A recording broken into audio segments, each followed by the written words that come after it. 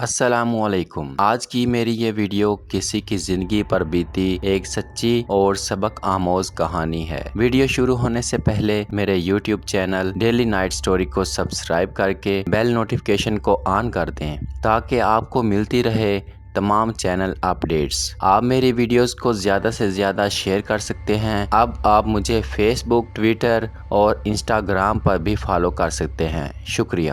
کیا مطلب؟ تم کیا کہہ رہی ہو شیلا؟ کیا پنڈت اومکار ناتھ آسمان پر رہنے والی آتماؤں کی دسترس سے بھی دور ہے؟ میں نے جھنجھلا کر کہا۔ ہاں پرتیپ، آتمائیں گیانی دھیان منشوں کا کچھ نہیں بگاڑ سکتی۔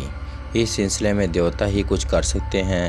میں آج رات اومکار ناتھ کی تلاش میں گئی تھی۔ اس نے پاروتی دیوی کے مندر میں ایک جاپ شروع کر دیا ہے۔ اب میں اس پر ہاتھ نہیں ڈال سکتی، شیلا نے مایوسی سے کہا۔ میری حالت غیر ہو گئی تھی۔ ایسا معلوم ہوا جیسے کہیں قریب کوئی زلزلہ آ گیا ہو۔ راجکماری شیلا نے مجھے دل گرفتہ دیکھ کر میرا ہاتھ تھام لیا۔ مجھے ایسا محسوس ہوا جیسے میں نے برف پر ہاتھ رکھ دیا ہو۔ میں نے اسے کوئی جواب نہیں دیا، میں صرف اس کی صورت اور طاق میں رکھی ہوئی آروپ دیوتا کی مورتی دیکھ رہا تھا۔ پردیپ، آروپ دیوتا کی شکتی مہان ہے۔ اگر دیوتاؤں کا آشیرواد تمہارے ساتھ رہا تو ہم سفل ہو جائیں گے۔ آروپ دیوتا کو ناراض نہ کرو، اس مورتی کی پوجا کرو، دیوتا تم سے راضی ہو جائیں گے اور تمہاری ساری آسائشیں پوری ہو جائیں گی۔ شیلا نے مجھے سمجھایا۔ میں یہ نہیں کر سکتا شیلا، میرا دل نہیں مانتا، میں نے صاف صاف کہہ دیا۔ تمہارے دیوتا تم سے ناراض ہو گئے ہیں، تم اپنے دشمنوں کو کبھی شکست نہیں دے سکتے۔ میں بھی کبھی کچھ نہیں کر سکتی، پرنتو اب وہ سمے آ گیا ہے کہ آروپ دیوتا ان پاپیوں کو سزا دیں۔ آروپ دیوتا کا ساتھ رہا تو دھرتی کی کوئی شکتی بھی تمہیں پریشان نہیں کر سکے گی۔ اگر تم نے ایسا نہیں کیا تو تم اس زندگی میں ہمیشہ بے چین رہو گے اور تمہاری آتما بھی میری طرح مضطرب رہے گی۔ آتما کا دکھ تم نہیں جانتے۔ جو انسان اس دنیا میں اپنا حساب چکا جاتے ہیں ان کی آتمائیں بڑی شانت رہتی ہیں، اور جن کا اس دنیا سے کوئی رہن سہن، کوئی سلسلہ برقرار رہتا ہے وہ ہمیشہ اشانت رہتی ہیں۔ اس دنیا میں مجھے تمہارا غم رہا، یہی وجہ ہے کہ میں اب تک پریشان تھی۔ آتما کا یہی دکھ کیا کم ہے کہ وہ اپنی مرضی سے اس دنیا میں دوبارہ داخل نہیں ہو سکتی۔ جب جسم سے آتما کا رشتہ ٹوٹ جاتا ہے تو وہ ٹوٹ ہی جاتا ہے۔ جسم میں مقید آتما کو اس کا احساس بھی نہیں ہوتا کہ ایک دوسری دنیا بھی موجود ہے۔ اس کی قید کی کیفیت عارضی ہے۔ جب آتما جسم سے بچھڑ جاتی ہے تو وہ دنیا اور دنیاؤں کا گیان رکھتی ہے اور اس لیے بڑے دکھ میں رہتی ہے۔ جب وہ اس دنیا میں کسی جسم کے ساتھ رہتی ہے تو اسے صرف اسی دنیا کا گمان رہتا ہے، دوسری دنیا کے بارے میں اسے کچھ معلوم نہیں ہوتا۔ تم نہیں جانتے کہ اگر تمہارا اس دنیا سے کوئی رشتہ رہا تو تمہاری آتما کتنی پریشان رہے گی۔ میں تمہارے سامنے ہوں، میرا حال دیکھو، میری مانو، میرے ساتھ آروپ دیوتا کے استحال پر چلو، وہ یہاں سے بہت دور ہے۔ میں تمہیں اپنے ساتھ ہمالیہ کے دامن میں لے چلوں گی، وہاں تم آروپ دیوتا کے چرنوں میں سر رکھ کر بنتی کرنا، وہ تمہیں آشیرواد دیں گے۔ وہ بڑی اچھی جگہ ہے، وہاں تمہیں سکون ملے گا۔ آروپ دیوتا کسی کو مایوس نہیں کرتے۔ پھر شیلا نے آروپ دیوتا کی غیر معمولی صفات، اس کے استھان اور اس سے اپنی گہری عقیدت کے بارے میں ساری تفصیلات جوش و خروش سے بتائیں۔ کمرہ آج بہت سجا ہوا تھا مگر ماحول اداس تھا۔ میں راجکماری اور آروپ دیوتا کے ذکر سے توجہ ہٹا کر کچھ سوچنا چاہتا تھا۔ میرے ہوش و حواس معطل ہو چکے تھے، ذہن پر ایک عجیب کرب کا عالم طاری تھا۔ فکر کی کوئی ایک سمت متعین نہیں ہونے پا رہی تھی۔ میں نے راجکماری کی زلفیں ہاتھ میں لے کر چومنی شروع کر دیں۔ ایک لمحے بعد وہ مجھے اپنے بستر پر کھینچ لی اور رشیدہ اور اس کے بچوں کا حال سنانے لگی۔ اس نے راشد حسین کے بارے میں ایک حیرت انگیز انکشاف کیا کہ وہ تھوڑی دیر پہلے اسے آنکھوں سے محروم اور مفلوج کر رہی ہے۔ رشیدہ کے دونوں بچے چل بسے ہیں اور رشیدہ ان کے غم میں دیوانی ہو گئی ہے۔ میں یہ خبر سن کر ششدر رہ گیا اور میرے ذہن کو اتنا سکون ضرور ملا کہ اومکار ناتھ نہیں تو کم از کم راشد حسین اپنے انجام کو ضرور پہنچ گیا ہے۔ راجکماری اپنی کل اور آج کی رویداد اس دل نشین انداز سے سنا رہی تھی اور میری طرف سے اس طرح متوجہ تھی جیسے اسے اس کے ان کارناموں پر بھرپور داد دوں گا۔ میں نے اسے اپنے اور قریب کر کے ستائش اور تحسین کا اظہار کیا۔ میں رات بھر نزع کی کیفیت میں مبتلا رہا۔ راجکماری کا نرم گداز قرب، اس کا جنون اور شوق بھی میرے منتشر خیالات کو سکون نہ پہنچا سکا۔ راجکماری شیلا میرے اس کیفیت سے بہت گھبرائی ہوئی نظر آ رہی تھی۔ اس نے یہ کربناک سکوت توڑنے کے لیے کہا، بتاؤ پردیپ، تم آروپ دیوتا کے پاس کب چلے جا رہے ہو؟ آروپ دیوتا؟ میں نے چونک کر اسے دیکھا اور حسرت بھرے لہجے میں جواب دیا، راجکماری، کل میں تمہارے پاس آؤں گا اور پھر ہم طے کریں گے کہ آروپ دیوتا کے پاس جانا مناسب ہے یا نہیں۔ اور میں جو تم سے کہہ رہی ہوں، راجکماری ضد کر کے بولی، تم ایک بار چل کے دیکھو، کاش میں تمہیں یاد دلا سکتی کہ کبھی تم خود آروپ دیوتا کے کس قدر گن گایا کرتے تھے۔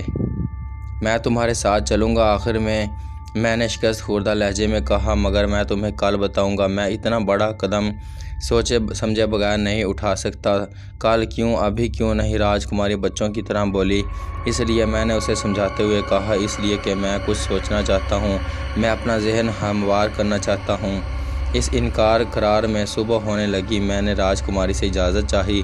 اس دن راجکماری کے انداز میں بڑی التجا تھی، وہ پہلے سے کہیں زیادہ مغموم معلوم ہوتی۔ چلتے وقت اس نے مجھ سے آئندہ شب آنے کا وعدہ لیا اور میں اس کے سرد ہاتھوں کو بوسہ دے کر وہاں سے بوجھل قدموں سے رخصت ہو گیا۔ راجکماری کا اداسیاں ابھی تک وہاں موجود تھیں۔ میں قدم بڑھاتا اس ویران حصے سے نکل کر اس طرف آ گیا جہاں میرا قیام تھا۔ مجھے یقین تھا کہ اکبر اور ثمینہ قلعے کے اس حصے میں ہوں گے جو ان کے لیے مخصوص تھا۔ جس وقت میں اپنے گوشہ تنہائی کی طرف آیا تو ٹھٹک کر رہ گیا۔ درشہوار بے چینی سے وہاں ٹہل رہی تھی۔ اس کی نظر مجھ پر پڑی تو تیزی سے میرے قریب آ کر بولی، آپ کہاں چلے گئے تھے؟ میں آپ کو پورے قلعے میں تلاش کرتی رہی۔ میرے ذہن میں طرح طرح سے خدشات ابھر رہے تھے۔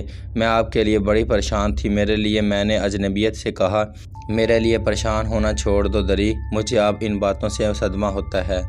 آپ کیا کہہ رہے ہیں؟ اس کی نظروں میں شگاف تھی، اس کے ایک ایک لفظ میں ہزاروں سوالات چھپے ہوئے تھے۔ میں اس کے چہرے پر بہت بے قراری اور اضطراب دیکھ رہا تھا۔ میں جو کچھ کہہ رہا ہوں وہ صحیح ہے دری، تم نے میرے لیے بہت کچھ کیا ہے، میں پہلے ہی تمہارا احسان مند ہوں۔ اب تم میرے لیے پریشان نہ ہوا کرو۔ آپ کی طبیعت ٹھیک ہے؟ یہ آپ کیا کہہ رہے ہیں؟ اور کہاں گئے تھے؟ بتا کر تو جاتے۔ جانتی ہو میں کہاں گیا تھا؟ میں نے اسی لہجے میں کہا۔ کہاں؟ درشہوار نے بھولے پن سے پوچھا۔ میں روحوں سے ملنے گیا تھا۔ روحوں سے؟ کہاں؟ اس نے حیرت سے پوچھا۔ چند بے تاب اور بے قرار روحوں سے، اور تمہیں یہ سن کر خوشی ہوگی کہ میں جلد ہی اس جسم سے تعلق توڑ رہا ہوں۔ میں عالم ارواح میں پہنچ کر روحوں کی دائمی رفاقت حاصل کرنا چاہتا ہوں، کیونکہ کچھ شریف روحیں ازل سے میرے ساتھ ہیں۔ میں ان سے بچھڑ گیا تھا، اب میں ان سے مل گیا ہوں، بس یہی میری روح داد ہے۔ میں نے زہر خند سے کہا، آپ کیسی باتیں کر رہے ہیں؟ ہاں، تم تو یہ سمجھتی ہو کہ اب بھلا میرا روحوں سے کیا تعلق؟ میں تم سے کہتا ہوں کہ ذرا شہر میں جا کر دیکھو جہاں وہ کمینہ راشد حسین رہتا ہے۔ وہ اپنی آنکھوں سے محروم اور سر سے پاؤں تک مفلوج ہو چکا ہے۔ میری محبوب روحوں نے رشیدہ کے بچوں کو ہمیشہ کے لیے اس سے جدا کر دیا ہے، اور اوانکار ناتھ بھی جلد اپنے انجام کو پہنچ جائے گا، اور پھر میں یہاں سے رخصت ہو جاؤں گا۔ درشہوار نے قریب آ کر میرا ہاتھ پکڑ لیا۔ مجھے سچ سچ بتائیے کہ آپ کہاں گئے تھے؟ گویا میں اب تم سے جھوٹ بھی بولنے لگوں گا، میں نے حقارت سے کہا۔ نہیں، آپ غلط سمجھے، دراصل آپ کی باتیں میری سمجھ میں نہیں آ رہی ہیں، درشہوار نے معذرت خواہانہ لہجے میں کہا۔ تمہاری سمجھ میں کچھ نہیں آئے گا دری، تم جاؤ اور مجھے تنہا چھوڑ دو، ہو سکے تو ثمینہ اور اکبر کا ساتھ لیتی جاؤ۔ میری تم سے صرف اتنی درخواست ہے کہ تم ان کی نگہداشت کرتی رہنا، یہی ایک آخری احسان تم مجھ پر کر سکتی ہو۔ آپ کی ایسی حالت کا تو میں تصور بھی کر نہیں سکتی، آپ تو بالکل مایوس ہو گئے ہیں، درشہوار نے اداسی سے کہا۔ تم سچ کہہ رہی ہو، میں واقعی مایوس ہو چکا ہوں۔ ایک زمانے میں میاں صاحب میرے ہمدرد تھے، اب انہوں نے مجھ سے پردہ کر لیا ہے۔ ابو الحسن اور جنہ کی ایک فوج میری عقیدت مند تھی، اب انہوں نے بھی نگاہیں پھیر لی ہیں۔ میرے تمام عقیدت مند مجھ سے دور ہو چکے ہیں۔ اب میں دیکھ رہا ہوں کہ اکبر اور ثمینہ بھی مجھ سے کترانے لگے ہیں۔ میرا قصور صرف یہ ہے کہ میں ان بدنیت اور شیطان لوگوں کو سزا دینا چاہتا تھا جنہوں نے اس دنیا میں کمزور انسانوں پر ظلم کرنا اپنا شعار بنا رکھا ہے۔ میرے متعلقین نے مجھ سے وعدہ تعاون کرنے کے بجائے میرے ساتھ معاونت رویہ اختیار کر لیا ہے۔ اب مجھے یہاں کی ہر چیز، ہر بات مصنوعی اور بے اعتبار لگتی ہے۔ یہ دنیا ایک ناٹک ہے، ایک دھوکہ ہے، ایک تم میری ہمدرد رہ گئی ہو، تم بھی کب تک مجھ سے آس لگائے رکھو گی؟ اب تو میں ایک روح ہوں، میں بھی انہیں روحوں میں ایک ہو جاؤں گا۔ دری، تم اپنے بابا کے پاس جاؤ اور جا کر شادی کر لو، اپنا گھر بساؤ۔ کاش میں تمہیں کوئی دعا دے سکتا، مگر اب تو میں اس کا بھی اہل نہیں رہا۔ میں نے آہستہ سے اس سے کہا، آپ کی باتوں سے میرا کلیجہ پھٹ جائے گا۔ میں نے ایسا نہیں سوچا تھا کہ آپ اس قدر بدل جائیں گے۔ میری بات چھوڑیے، میں تو ہمیشہ آپ کے ساتھ رہوں گی۔ آپ مجھے خود سے کیوں جدا کر رہے ہیں؟ درشہوار نے رقت آمیز لہجے میں کہا، کم از کم مجھ پر تو اعتماد کیجیے دری۔ میں نے بہت غور و فکر کے بعد ایک فیصلہ کیا ہے۔ یقین کرو، اس دنیا سے میرا دل چاٹ ہو چکا ہے۔ میں مر جانا چاہتا ہوں، مجھے مر جانے دو، میں نے ٹوٹ کر کہا۔ درشہوار پر سکتہ طاری ہو گیا۔ وہ بت بنی میری صورت تکتی رہی، اس کی آنکھوں سے آنسو بہہ رہے تھے۔ مجھے احساس تھا کہ میری ان باتوں سے اس کے نازک احساسات پر ضرب لگی ہوگی، لیکن اب میں اپنے سر پر کوئی بوجھ نہیں رکھنا چاہتا تھا۔ درشہوار چند ثانیہ اسی طرح کھڑی رہی۔ وہ بہت کچھ کہنا چاہتی تھی لیکن کچھ کہہ نہیں پا رہی تھی۔ آخر وہ روتے روتے بولی، آپ نے خود اپنے آپ پر توبہ کے دروازے بند کر لیے ہیں۔ میں نے آپ سے لاکھ کہا کہ آپ پہاڑی پر واپس چلیں، آپ نہیں مانے۔ آپ نے بزرگوں کی شان میں گستاخی کی، آپ نے اپنے عظیم مسلک کو بڑے آسانی سے خیر باد کہہ دیا۔ آپ نے اپنی غلام روحوں سے ایسے کام لینے شروع کر دیے جو آپ کو زیب نہیں دیتے تھے۔ آپ نے خود کب کسی کا خیال کیا ہے؟ آپ بابا جان کو بھول گئے اور انتقام کے جذبے میں اس قدر آگے بڑھ گئے کہ آپ نے پیچھے مڑ کر بھی نہیں دیکھا۔ آپ کی وجہ سے کتنے بے گناہ انسانوں کا خون ہوا، کتنے عقیدتمند آپ کی دعاؤں سے محروم ہو گئے۔ آپ نے خود اپنا اعلیٰ مقدس شعار چھوڑ دیا، آپ نے نماز تک چھوڑ دی۔ نہ جانے آپ کو کیا ہو گیا ہے۔ درشہوار ایک دم پھٹ گئی۔ تم مجھ پر فرد جرم عائد کر رہی ہو، میں نے طنزاً کہا۔ یہ فرد جرم نہیں، حقائق ہیں، وہ حقیقتیں جو آپ جیسے عالم و فاضل بزرگ کو ضائع کر گئیں۔ درشہوار کے لہجے میں تلخ پیدا ہو گئی تھی۔ میں رات بھر جاگتا رہا۔ دری، اب تک جو ہوا سو ہوا، اب میری واپسی ممکن نہیں ہے۔ میں سونا چاہتا ہوں۔ تم اس وقت مجھے سونے دو، کچھ اور اہم فیصلے کرنے کے لیے مجھے تنہائی کی ضرورت ہے۔ خدا کے لیے تم چلی جاؤ۔ یہ بات میں نے بڑی تلخی سے کہی تھی۔ پھر میں نے اپنے چہرے پر چادر ڈال دی اور درشہوار کی موجودگی سے بے پردہ ہو کر سو گیا۔ پھر مجھے نہیں معلوم کہ وہ کب وہاں سے گئی۔ مجھے کوئی 10 بجے صبح اکبر نے اچانک جگا دیا۔ رات بھر کی بیداری کی وجہ سے اب تک میری نیند نہیں پوری ہوئی تھی، چنانچہ اکبر کی یہ جسارت مجھے بری لگی۔ میں اسے جھڑک دینا چاہتا تھا لیکن ضبط کر گیا۔ میں کچھ کہے بغیر اپنے جسم پر سے چادر ہٹا کر اٹھا اور قلعے کے باہر دریا کا رخ کیا۔ وہاں کے نیلے اور صاف شفاف پانی میں نہا کر میرے جسم میں کسی قدر چستی آ گئی اور میں نے قلعے میں آ کر ناشتہ کیا۔ سمینا اور اکبر کے تیور سے معلوم ہوتا تھا جیسے وہ کوئی اہم بات کہنے کے لیے میری فراغت کے منتظر تھے۔ درشہوار ایک ستون سے سار لگائے اداس اور مظہر کھڑی تھی، اس کا شاداب چہرہ کمہایا ہوا تھا۔ اکبر اور سمینا بھی پہلو بدل رہے تھے۔ ان تینوں سے بے پرواہ ہو کر میں ناشتے میں مصروف رہا۔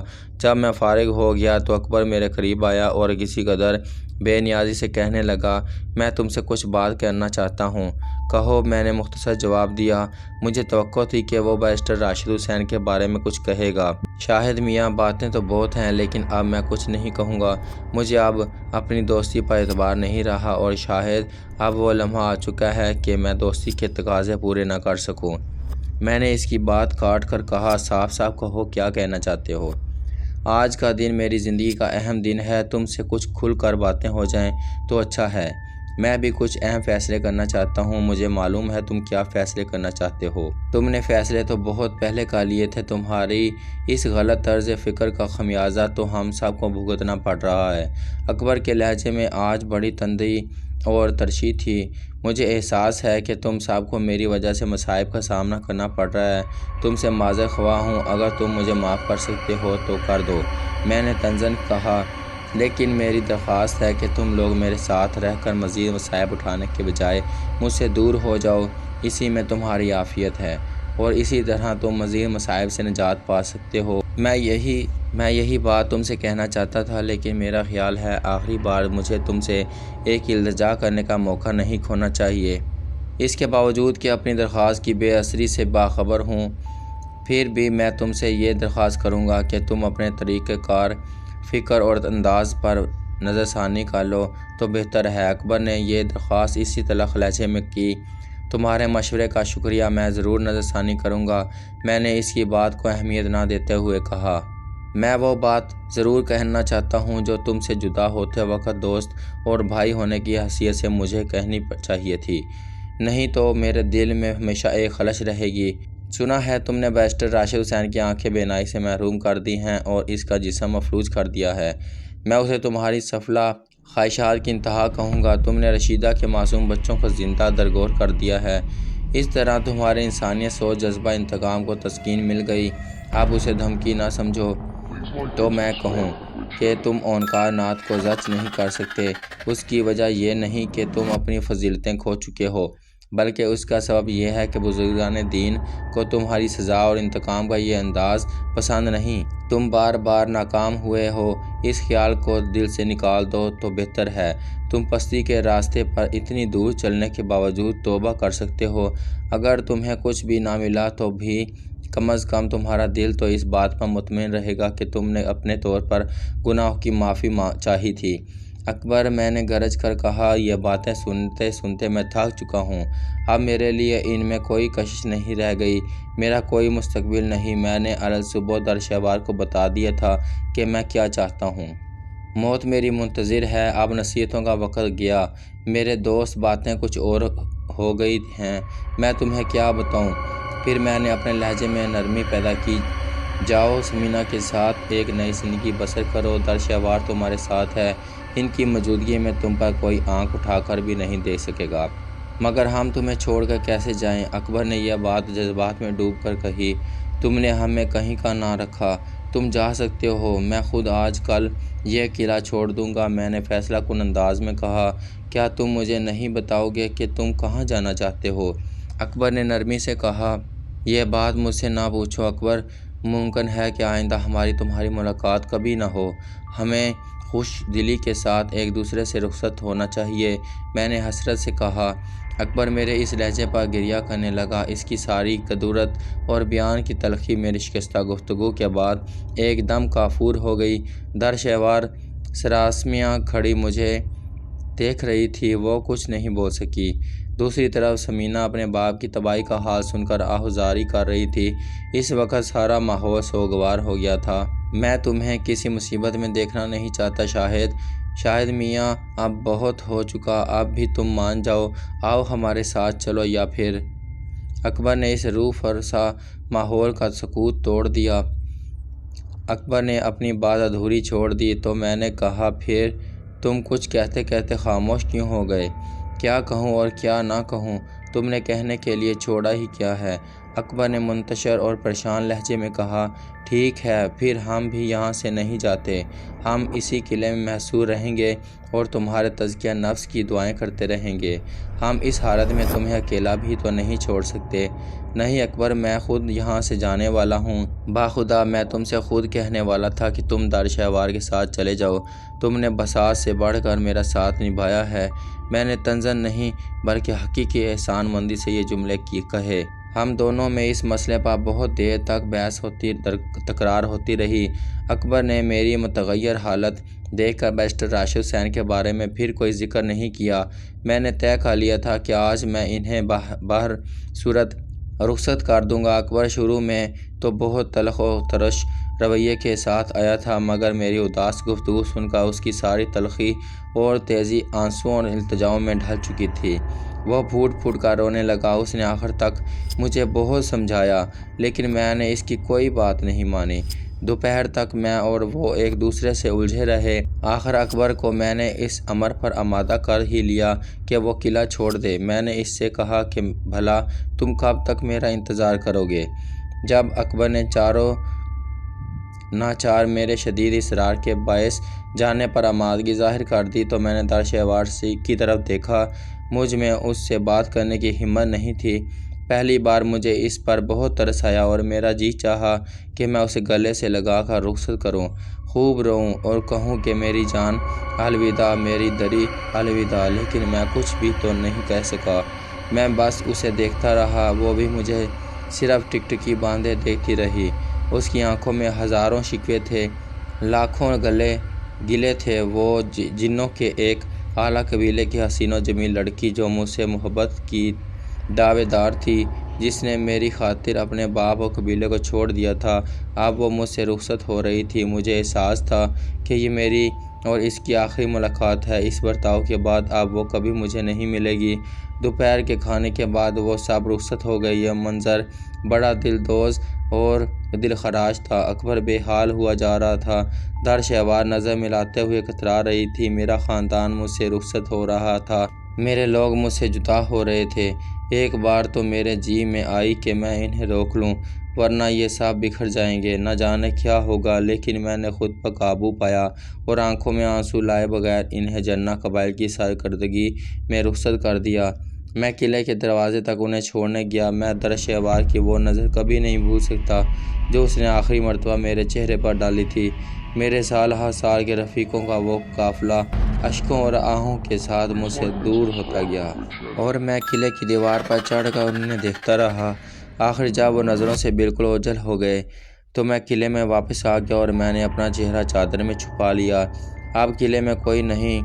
راجکماری شیلا کی جلوہ گاہ عشق رات کو سجتی تھی اور رات ابھی دور تھی۔ تھوڑی دیر پہلے اس قلعے میں کتنی چہل پہل تھی، مگر اب وہ محض ویرانیوں کا مسکن تھا اور صدیوں پہلے کا کوئی قبرستان معلوم ہوتا تھا، اور میں شکستہ قبروں کا محافظ، ایک آزردہ خاطر شخص۔ یہ تنہائی میں نے خود اختیار کی تھی، اس لیے کوئی خاص پریشانی محسوس نہیں کر رہا تھا، البتہ مجھے اس طرح کچھ سوچنے کا موقع مل گیا تھا۔ راجکماری شیلا سے کیے ہوئے وعدے کے مطابق مجھے رات کو وہاں جانا تھا۔ اب مجھے اچھا نہیں لگا تھا۔ میرا دل چاہتا تھا کہ سورج کبھی طلوع نہ ہو، صرف رات رہے اور میں اسی شاہی دربِ گاہ میں راجکماری کے ساتھ اپنی زندگی کی مسرت انگیز ساعتیں گزارتا رہوں۔ در شہوار کے جانے کے بعد مجھے اس کا خیال آیا، وہ بھی مجھ سے انتہائی اور آخری جذبوں کے ساتھ وابستگی کا اظہار کرتی تھی، لیکن اس کے ضمن میں میرے لیے ہمیشہ ایک رکاوٹ اور ایک جھجک رہی۔ اس نے میرے اچھے دن، میرے علم و فضل کے دن دیکھے تھے۔ اس نے ضبط نفس اور پاکیزگی نفس کے موضوع پر میرے طویل بیانات سنے تھے۔ اس نے میرا وہ رنگ دیکھا تھا جس میں اس قسم کے جذبوں کی کوئی اہمیت نہیں ہوتی۔ اس کے لیے کئی بار میرے دل میں طوفان اٹھا تھا، لیکن ہر بار کوئی نہ کوئی جھجک محسوس ہوتی تھی، کوئی نہ کوئی امتناع مجھ پر غالب آ جاتا تھا، کوئی نہ کوئی روک ہمیشہ میرا دامن کھینچ لیتی تھی۔ میں اس کا سبب جانتا تھا، اور وہ یہ کہ میں نے اس سے ہمیشہ فضیلت و بزرگی ہی کی باتیں کی تھی۔ اس نے میرے علم و فضل اور بزرگی کا ارتقاء اپنی آنکھوں سے دیکھا تھا۔ راجکماری ملی تو اس نے مجھے ایک نئی زندگی سے روشناس کرایا۔ اس نے اپنے عشق کا عملی مظاہرہ کیا، وہ مظاہرہ جس سے میں اب تک محروم رہا تھا۔ در شہوار کے جانے کے بعد میں راجکماری سے خاص ربط کا جواز ڈھونڈ رہا تھا۔ ایک حسین و روح مجھ پر غالب آ گئی تھی، مجھ پر، جی ہاں، ایک ایسے شخص پر جو ایک لمبی مدت سے لوگوں کو ضبط نفس کی تلقین اور نفسانی خواہشوں سے بچنے کی ہدایت کر رہا تھا۔ اچھا ہوا یہ لوگ چلے گئے، لیکن اب مجھے کیا کرنا چاہیے؟ کیا واقعی میں اپنے مسلک سے منحرف ہو جاؤں؟ کیا مجھے راجکماری شیلا کی آتما کی ہدایت کے مطابق آروپ دیوتا کے استحان پر جانا چاہیے جو ہمالیہ کے دامن میں واقع ہے؟ مجھ پر اس خیال ہی سے لرزہ طاری ہو گیا۔ میں نے خود پر لاحول پڑی۔ میں بتوں کے آگے جھکنے اور ان سے کوئی درخواست کرنے کا خیال ہی دل میں نہیں لا سکتا تھا۔ مانا کہ میری عبادت اور ریاضت چھوٹ چکی تھی، لیکن اس کا یہ مطلب نہیں تھا کہ میں پتھر کے بے جان مجسمے پوجنے لگوں اور ان سے لطف و کرم کی بھیک مانگوں۔ اگرچہ میرا خدا مجھ سے روٹھ گیا تھا، لیکن یہ کیسے ممکن تھا کہ میں اس رحیم و کریم کے رحم و کرم سے ہمیشہ کے لیے مایوس ہو جاتا اور انسانی ہاتھوں کے بنائے ہوئے مجسموں کی پوجا شروع کر دیتا۔ میرا ذہن اپنے خلفشار سے دوچار تھا کہ اس کی کیفیت بیان کرنی مشکل ہے۔ میں نے سوچا میں راجکماری سے کہوں گا کہ وہ خود آروپ دیوتا کے پاس جائے اور اپنے طور پر اسے میرے لیے رحم کی طلب کرے۔ پھر مجھے خیال آیا کہ اگر میں نے راجکماری سے یہ کہہ دیا تو اس کا مطلب یہ ہوگا کہ میں نے بتوں پر اپنے یقین کا اظہار کر دیا ہے۔ نہیں، پھر مجھے خیال آیا کہ اگر میں نے راجکماری سے یہ کہہ دیا تو اس کا مطلب یہ ہوگا کہ میں نے بتوں پر اپنے یقین کا اظہار کر دیا ہے۔ نہیں، یہ کبھی نہیں ہو سکتا۔ اور پھر کیا یہ ضروری ہے کہ اروپ دیوتا راجکماری کی درخواست قبول کر ہی لے؟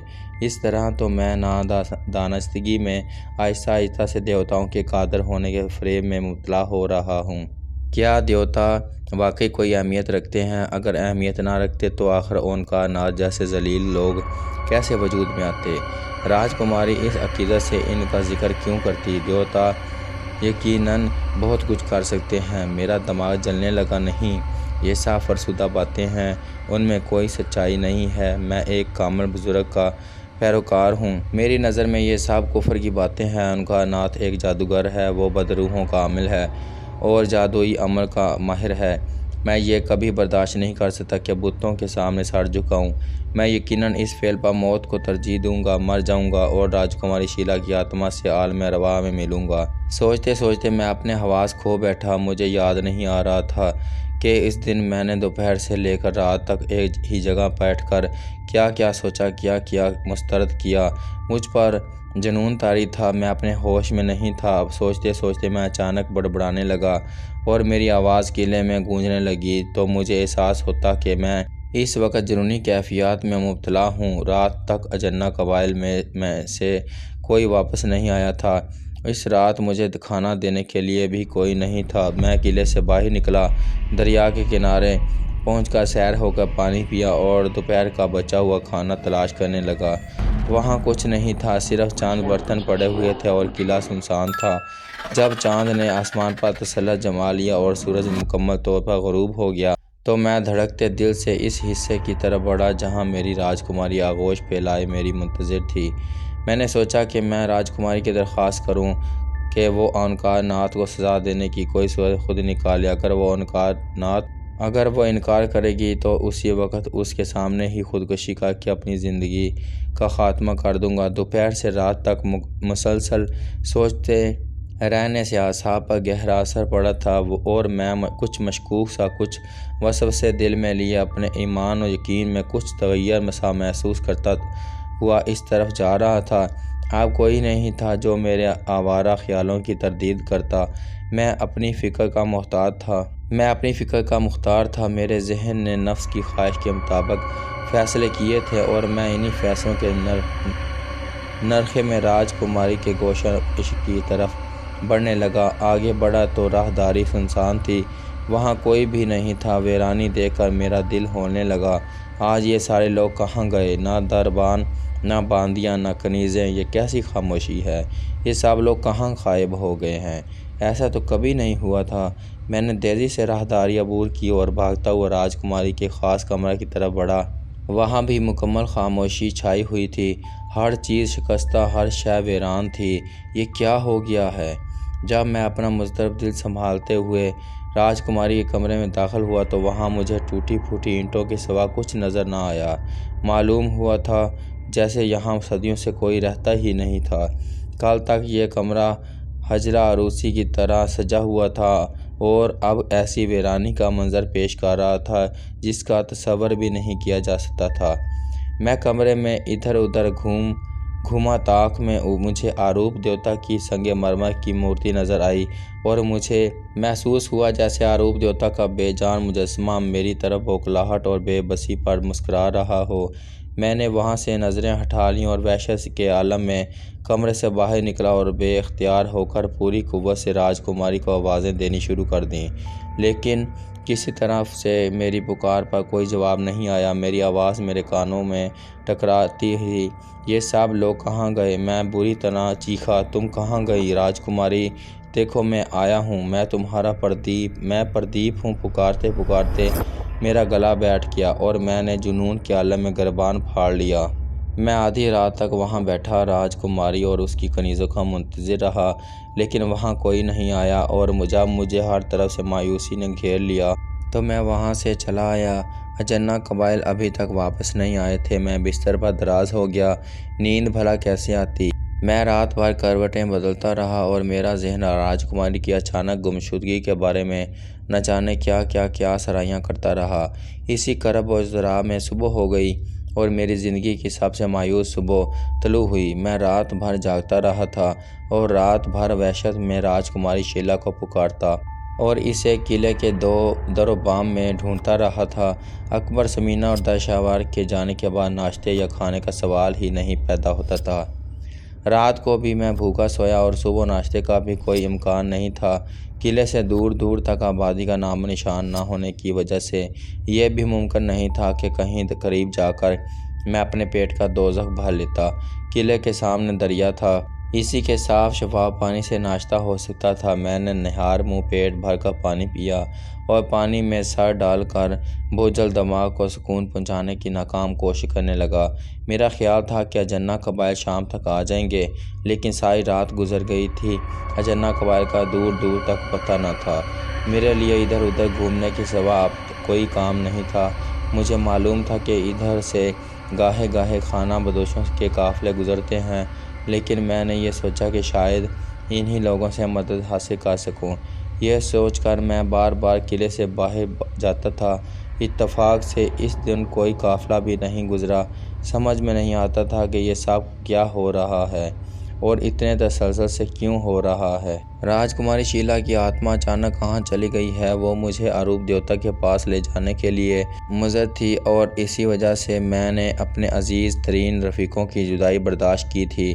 اس نے مجھ سے رات کو آنے کا پختہ وعدہ کیا تھا۔ اب میں کیا کروں اور کہاں جاؤں؟ مجھے رات کا پھر شدت سے انتظار تھا اور جب ایک نہایت طویل دن گزرنے کے بعد رات آئی تو میں بے تابی سے ان سیڑھیاں پر چڑھا جہاں سے گزر کر راجکماری شیلا کا صدیوں پرانا دربار سجتا تھا، لیکن میری آنکھیں غم سے بھیگ گئیں۔ میں نے آج بھی وہاں کل جیسی ویرانی اور وحشت ناکی دیکھی۔ میں گزشتہ رات کی طرح آج بھی ساری رات راجکماری کے انتظار میں اس کی چوکھٹ پر سر رکھے روتا رہا اور ٹھنڈی آہیں بھرتا رہا۔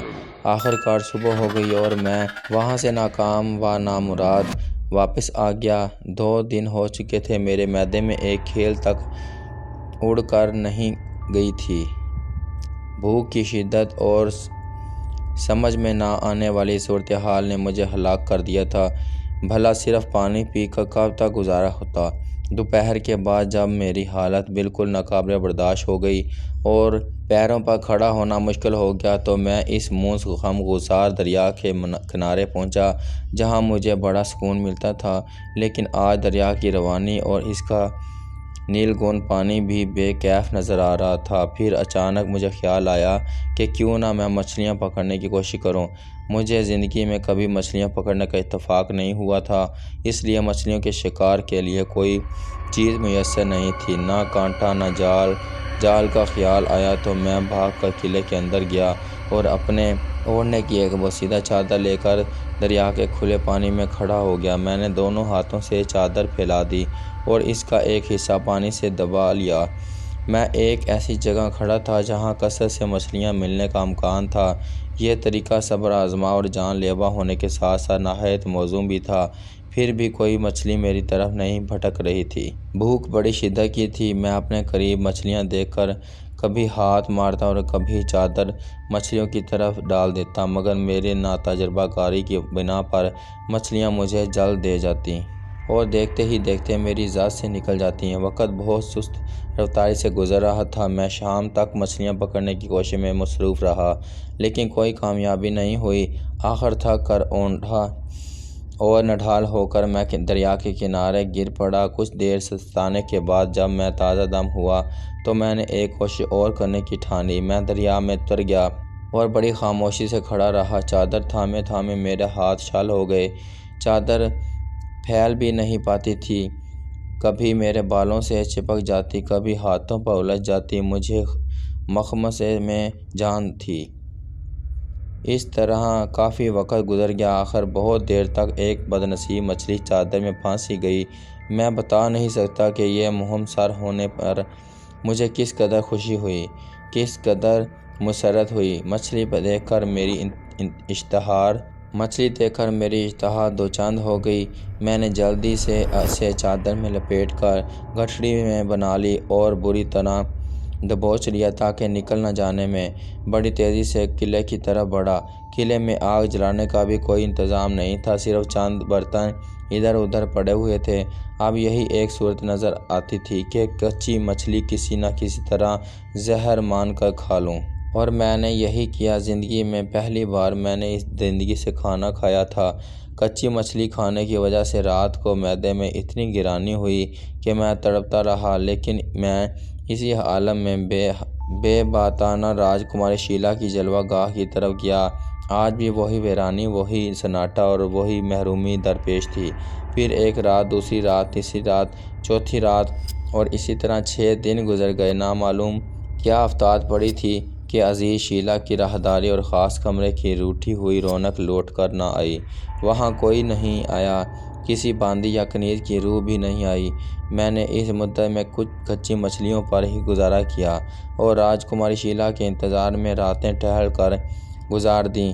اس دوران مجھ پر جو کچھ گزری اس کا تصور کرنا اب مشکل ہے۔ پھر اسی عالم میں مجھے اکبر، ثمینہ اور درش عوار یاد آئے۔ میں نے ان کا خیال آنے پر بار بار سر جھٹکا۔ ایسا معلوم ہو رہا تھا کہ سب نے مل کر میرے خلاف کوئی سازش کی ہے۔ راجکماری کی آتما ملنے کا پکا وعدہ کرنے کے باوجود غائب ہو گئی تھی۔ قلعے کے اجنّا کسی اطلاع کے بغیر چلے گئے تھے۔ کچھ سوچنے اور غور کرنے کا یار نہیں رہا۔ ذہن مفلوج ہو کر رہ گیا تھا۔ میں جتنا سوچتا اتنا ہی الجھ جاتا تھا۔ چھٹے دن میں کسی ارادے کے بغیر قلعے سے دور نکل گیا۔